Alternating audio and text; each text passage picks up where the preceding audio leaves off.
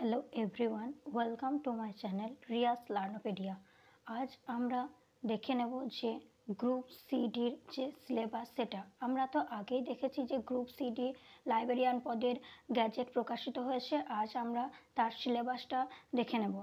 চলো দেখে নিই। প্রথমে গ্রুপ সি সিলেবাস।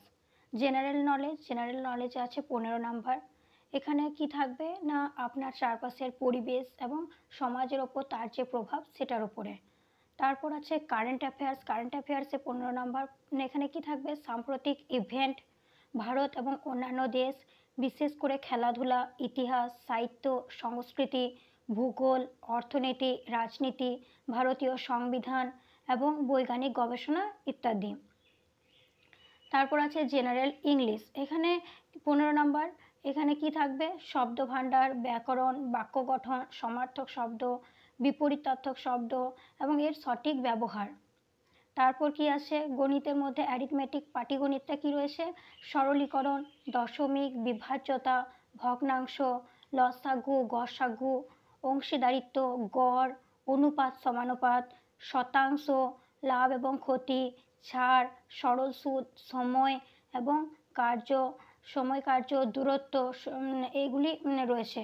তারপর আমরা কি দেখব, গ্রুপ ডির যে সিলেবাসটা রয়েছে এখানে একটু কম আছে, কারণ এখানে 40 নম্বরের পরীক্ষা হবে।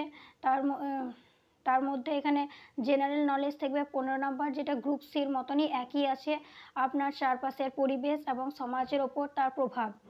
কারেন্ট অ্যাফেয়ার্সেও থাকবে 15 নাম্বার, যেগুলি কি রয়েছে, সাম্প্রতিক ইভেন্ট, পশ্চিমবঙ্গ এবং ভারতের অন্যান্য রাজ্য, বিশেষ করে খেলাধুলা, ইতিহাস, সংস্কৃতি এবং ভূগোল। এখানে গ্রুপ সিতে ছিল ভারত এবং অন্যান্য দেশ, কিন্তু এখানে কি পশ্চিমবঙ্গ আর ভারতের মধ্যে সীমাবদ্ধ আছে, অন্য দেশের মধ্যে যাওয়ার দরকার নেই।